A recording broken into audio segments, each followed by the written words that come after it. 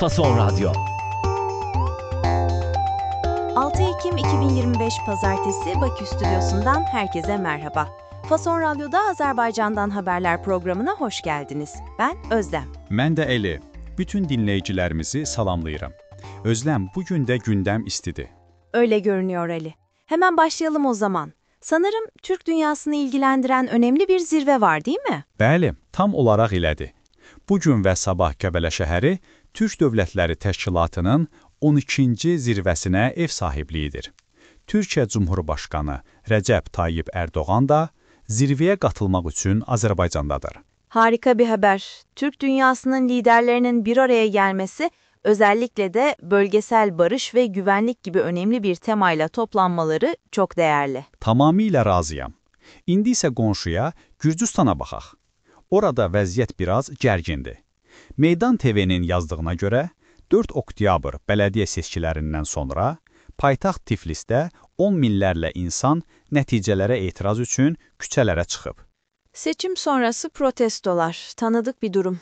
Polis müdahalesi olmuş sanırım. Bəli, polis biber qazı və təzyiqli sudan istifadə edib. Çox sayda yaralı var və müxalifət liderlərinin də olduğu bəzi təşkilatçılar nəzarətə alınıb. Anlıyorum. Gelelim Azerbaycan'daki gündeme. Dün konuştuğumuz bazı can sıkıcı konular vardı. Onlarla ilgili bir gelişme var mı? Mesela açlık grevindeki Nicat İbrahim. Bəli, o mövzu hələ də gündəmdədir. Azadlıq Radyosunun məlumatına görə Nicat İbrahimin aclıq aksiyası artıq 18-ci günündədir. Ailəsi ittihamların əsassız olduğunu deyir və kameralardan bir görüntünün belə ortaya qoyulmamasını tənqid 18 gün çok uzun bir süre. Umarım sesi duyulur ve adil bir yargılanma olur. Başka neler konuşuluyor ülkede? Başqa bir müzakirə olunan mövzu isə yenə müxalif yönümlü Meydan TV-nin gündəmə gətirdiyi bir xəbərdir. Xarici İşlər Nazirinin oğlunun bir startap layihəsi olan özəl məktəbli avtobusu xidməti tənqid hədəfindədir. Ay, bu konu bana nedense hiç yabancı gelmedi. Bizde de böyle eş, dost, akraba girişimcilik öykülerini sık sık duyarız. Neden eleştiriliyor peki? Xidmət haqqının çox baha olması səbəbindən. Aylıq 240 manata qədər çıxır. Sosial şəbəkələrdə bu vəziyyəti çoxları qohumbazlıq kimi qiymətləndirir. Bir dakika Ali. Gohumbazlık ne demek? Gohum kelimesini anlıyorum, akraba demek. Ama bazlık eki ne anlama geliyor? Akraba ticareti gibi bir şey mi? Yox, elə deyil. Qohumbazlıq, qohumları qorumaq, onlara haqsız yerə üstünlük tanımaq deməkdir.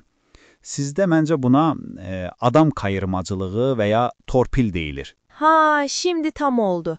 Evet, bizde torpil denir, nepotizm denir, denir. Anlaşıldı. Gündemde başka neler var? Naxçıvandan ağır bir xəbər var. 15 yaşlı bir uşağa təcavüz davasında mühakimə olunan əskərin cəzası Ali Məhkəmə tərəfindən 1 ildən 2 ilə artırılıb. Sadece 1 yıldan 2 yıl ama inanılır gibi değil. Verilen ilk cezada artırılmış hali de çok üzücü. Elə dözləm. Həmçinin dünən danışdığımız su qıtlığı məsələsi də hələ gündəmdədir. Azadlıq Radyosunun yazdığına görə suyun qiymətinin artıb-artmayacağı ilə bağlı müzakirələr davam edir. Anlaşılan o konuda bir süre daha konuşulacak. Peki hiç mi güzel bir haber yok? Ekonomi, sosyal hayat, ne bileyim içimizi ferahlatacak bir şeyler. Var əlbəttə.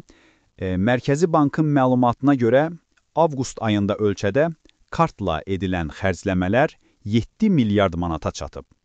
Bu, elektron ödənişlərin nə qədər geniş yayıldığını göstərir. Vay, müthiş bir rakam. Nakitsiz topluma doğru tam gaz ilerliyor Azerbaycan. Çok güzel.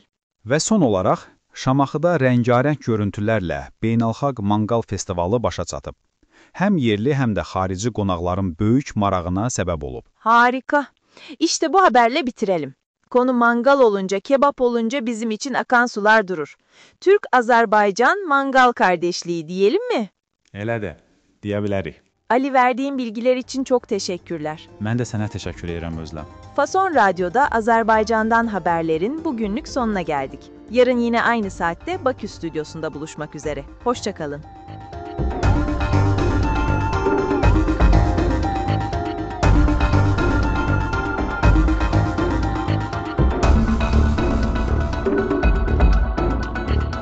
Fason Radyo.